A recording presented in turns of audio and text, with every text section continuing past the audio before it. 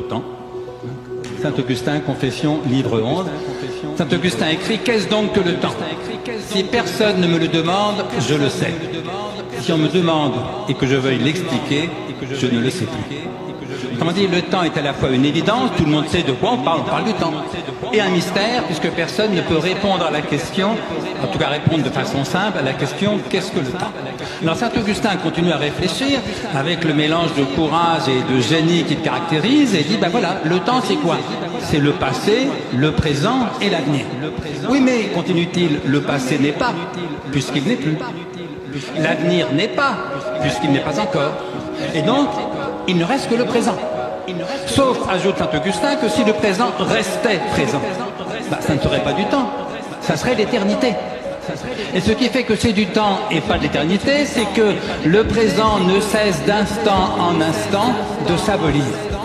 Qu'est-ce donc que le temps? Le temps, c'est la somme du présent, du passé et de l'avenir. Mais le passé n'est pas puisqu'il n'est plus, l'avenir n'est pas puisqu'il n'est pas encore. Quant au présent, il ne cesse d'instant en instant de s'abolir. Et Saint Augustin conclut génialement, si bien que la seule chose qui nous autorise à affirmer que le temps est, c'est qu'il tend à n'être plus. On vient d'entendre le porte-parole de Saint Augustin. C'est ce qu'on appelle la pute du temps. Mais comme je ne suis pas le porte-parole de Saint Augustin, je vais le réfuter rapidement en lui donnant raison, bien sûr, sur le fait que le passé n'est pas puisqu'il n'est plus, que l'avenir n'est pas puisqu'il n'est pas encore. En revanche, quand il dit que si le présent restait présent, ça ne serait plus du temps, ça serait l'éternité, d'abord il suppose que le temps et l'éternité sont deux choses différentes, ce qu'il n'a pas démontré et que je crois faux. Ma thèse, c'est que le temps et l'éternité sont une seule et même chose. Alors il me dit, oui, mais le présent ne cesse d'instant en instant de disparaître. Mais je lui dis non, toute mon expérience s'inscrit en faux contre ça. Moi j'ai 70 ans, je vous jure bien qu'en 70 ans, le présent n'a pas disparu une seule seconde. Je parle depuis 1 minute et demie, le début de l'intervention c'est du passé, mais je l'ai fait au présent. Je continue à parler, c'est toujours du présent. Qui a jamais vu le présent disparaître? Tiens, où est le présent? Ah non, il n'est pas sur la table, non, il n'est pas derrière Caillou. Le présent ne cesse de continuer.